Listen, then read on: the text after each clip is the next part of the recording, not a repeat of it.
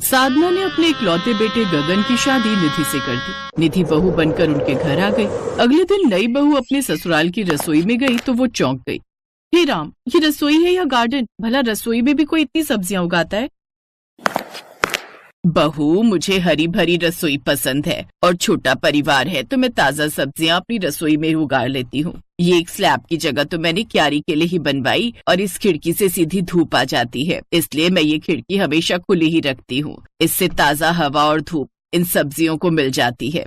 सर्दियों के दिन थे, ऐसे में ठंड की वजह से निधि का काम करने का मन नहीं करता था, इसलिए दोनों वक्त का खाना उसकी सास ही बनाती थी। वो अपनी रसोई के गार्डन से ताजा ताजा सब्जियां तोड़ती और बना डालती, इसलिए ज्यादातर उस घर में अब हरी सब्जियां ही बनती। ऐसे ही कुछ दिन बीत गए। निधि कुछ दिन में अपनी सास की इस हरकत से परेशान रहने लगी। वो अपने पति से बोली, क्या यार अंकित, माँ जी को जब देखो अपनी हरी भरी रसोई से वो घास फूस तोड़कर बना देती हैं। ये नहीं कि उसके अलावा भी कुछ और बना ले। कभी कभी तो ऐसा लगता है जैसे मैं कोई जानवर हूँ और माँ जी मुझे चारा बना बनाकर खिलाए जा रही है।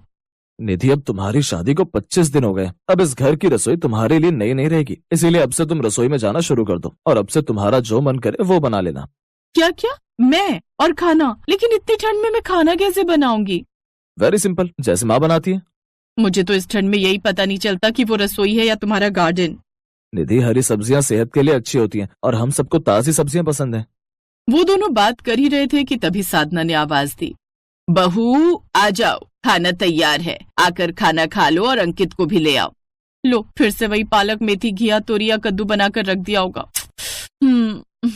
वो खाने की टेबल पर आई तो देखा कि सरसों की साग और मक्के की रोटी बनाई है।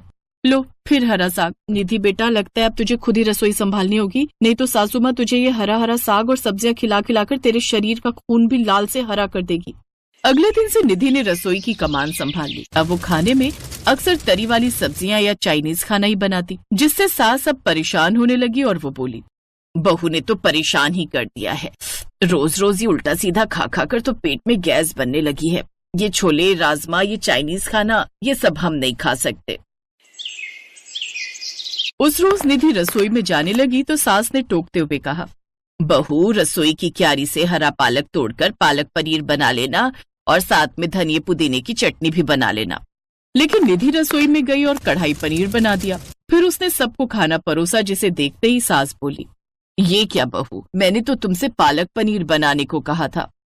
ओफो माँ जी, पनीर ही तो खाना है, वो पालक के साथ खाओ या मटर के साथ, क्या फर्क पड़ता है? जबकि मैंने तो इसे काजू, क्रीम और दही के साथ बनाया। एक बार खाओगे तो उंगलियां चाटते रह जाओगे। लेकिन बहू, अब हमारी उम्र ये सब मसाला खाने की नहीं रह गई है। अगर मैं ऐसा ही खाना खाती रही तो जल्द ही मेरा राम नाम सत्य हो जाएगा। अब उसने सोचा, जब तक ये हरी भरी रसोई यहाँ पर रहेगी तब तक तो सासू माँ मुझसे भी ये हरी भरी सब्जियां ही बनवाती रहेगी, और इस भरी ठंड में तो मैं जितना इन सब्जियों को तोड़ती जाती हूँ उतना ये बढ़ती जाती। लेकिन अब मुझे कुछ ऐसा करना होगा जिससे ये हरी भरी सब्जियां सूखी जाए। अगर ये सब्जियों का गार्डन ही सूख जाएगा तो फिर तो सासू माँ मुझे खाना बनाने के लिए कहीं नहीं पाएगी। अब उसने जानबूझकर पानी में ज्यादा नमक घोलकर सब्जियों में डाल दिया, जिससे सारी सब्जियां गल गईं। सुबह निधि रसोई में आई तो वो मुरझाई हुई सब्जियां देखकर बहुत खुश हुई, लेकिन जानबूझकर वो चिल्लाने का ड्रामा करने लगी।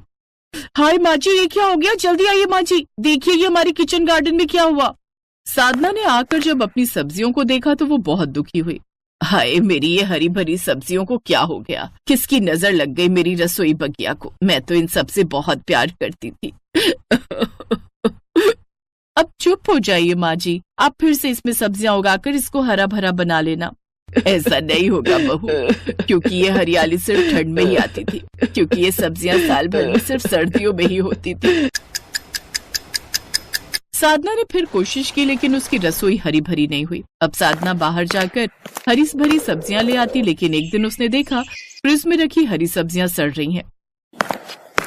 लेकिन बहू उनको ना बनाकर तरीदार सब्जी बनाती। ये सब देखकर साधना को गुस्सा आया और उसने एक प्लान बनाया।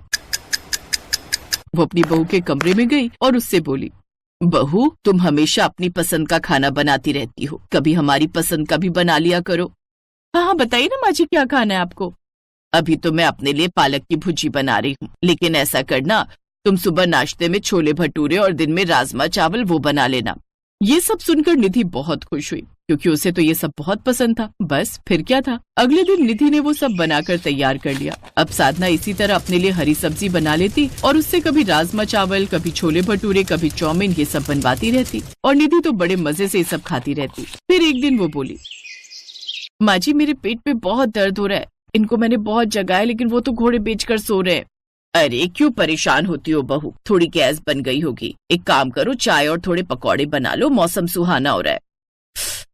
माँ जी यहाँ मेरे पेट पे दर्द के मारी जान निकली पड़ी और आपको खाने की पड़ी है। निधि का दर्द बढ़ते ही जा रहा था और हालत ये हुई कि वो बेहोश होकर गिर पड़ी।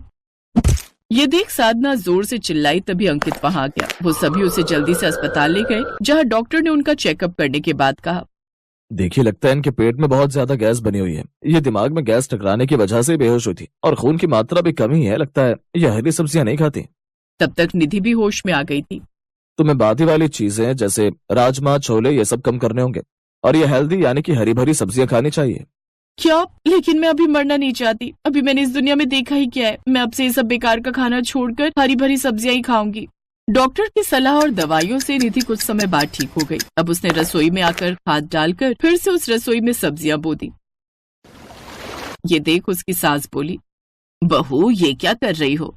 माँ जी मैंने ही आपकी हरी भरी रसोई की सब्जियों में पानी में नमक डालकर उनको खराब कर दिया था, लेकिन अब मुझे अकल आ गई है। अब हर सर्दियों में हमारी रसोई खूब हरी भरी रहेगी। मुझे माफ कर दीजिए माँ जी।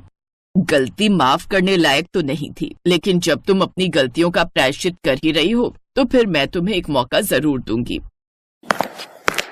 अब निधि भी पूरे मन से अपनी रसोई को हरा भरा करने में लग गई और फिर उनके हो जाने पर उन्हें ताजी सब्जियों का खाना बनाने लगी।